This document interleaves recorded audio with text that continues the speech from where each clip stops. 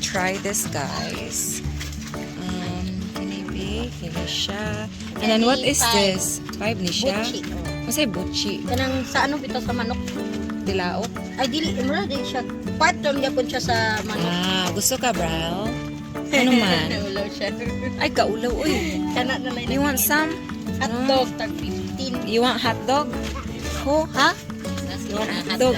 Sige, hot dog. You want siya, te. Halang ni? Ako halang. Sining duha halang. Then kini siya. This is pork. This is pork. Maybe I'll try this one. Pila maybe? 5. I'm gonna try one. Don't tell uncle. Then this one. Saan na siya? Ay. Hindi ko alam. Kababo. Sama niya? Si K1. Look for K1. Yay! I'm getting get something.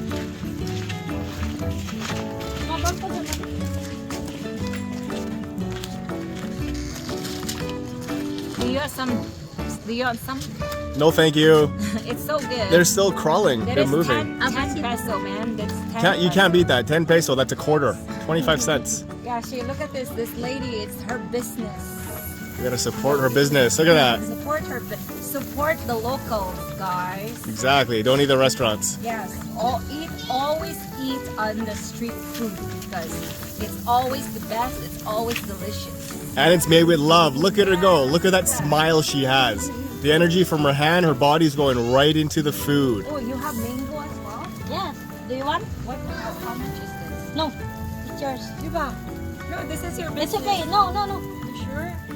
The child was given to me. Oh, someone gave it to yeah. you. Oh. Then I will give it to you also. Oh, thank you. Oh, salamat. You're welcome. Igna, do you want your papa, uncle, mama? Look at that. Right on the charcoal, you guys. Yeah, auntie. Go. Auntie baby. Come.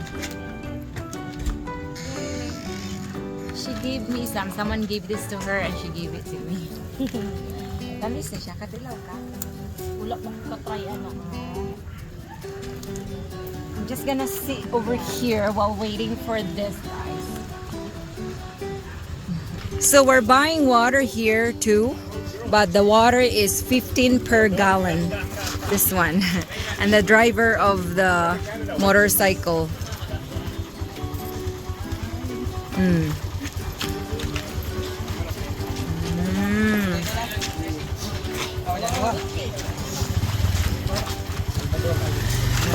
Our water for tonight.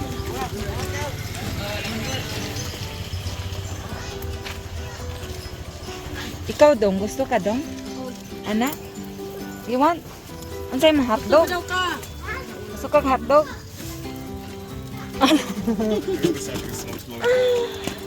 Gusto nila? KL, okay. Pila ka po? One, how many? Siya nga. Dili ko kay daghan man may kwarta. Siya magpabibili. Kani ko bibili.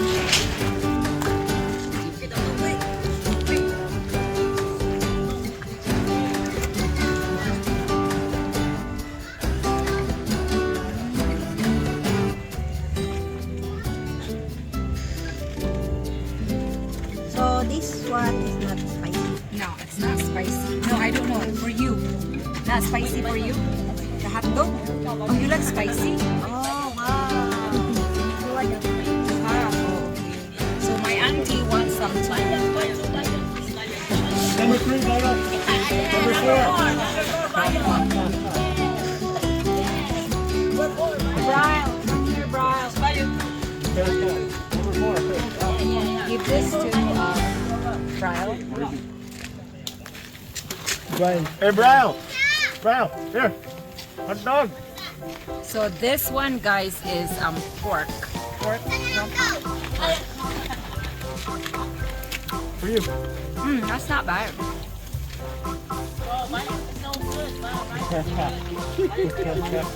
This is 5 peso, right, Ate? Yeah. 5 peso.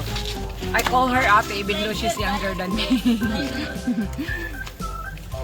How many kids you have, Ate? How many kids? Only one. Oh, okay. Which one? Not here? Some are running? Hey! And this one, this one is the throat part of the chicken. Let's try this.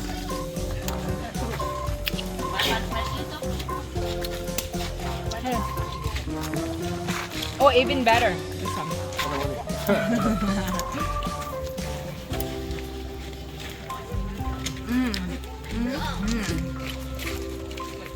And of course, my favorite.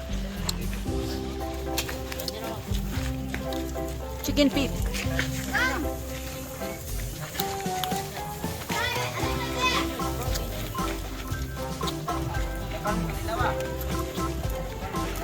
It's okay if it's in the phone. The dog will eat it.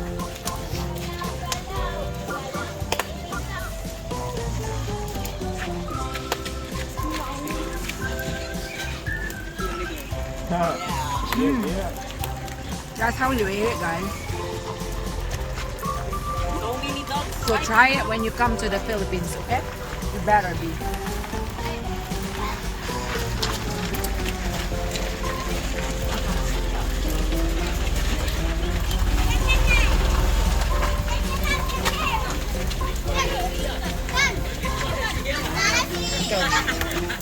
What do you want? You want hot dog? Okay.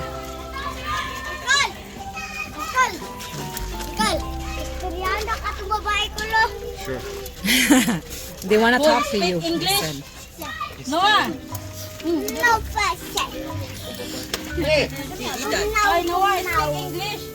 Because she did not understand what you're talking about. They want Ako hot raman. dog. Can you get this? Which one's empty? What do you want? Get some. What do you want? Yeah. Hot dog. That one. That's it. Get. There you go. That's it? Okay. Itawag ko nimo. Yay!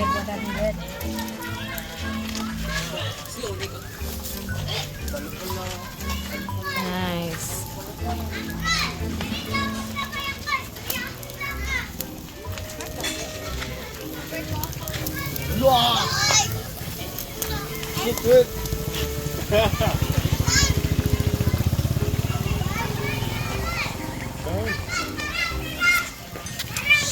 Noah, dili magingana Noah. Ba't na Noah?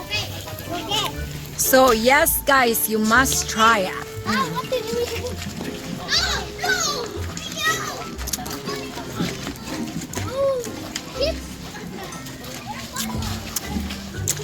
Try this. You must try it. Because I said so. I can't really talk well because, guys, my voice. I lost my voice.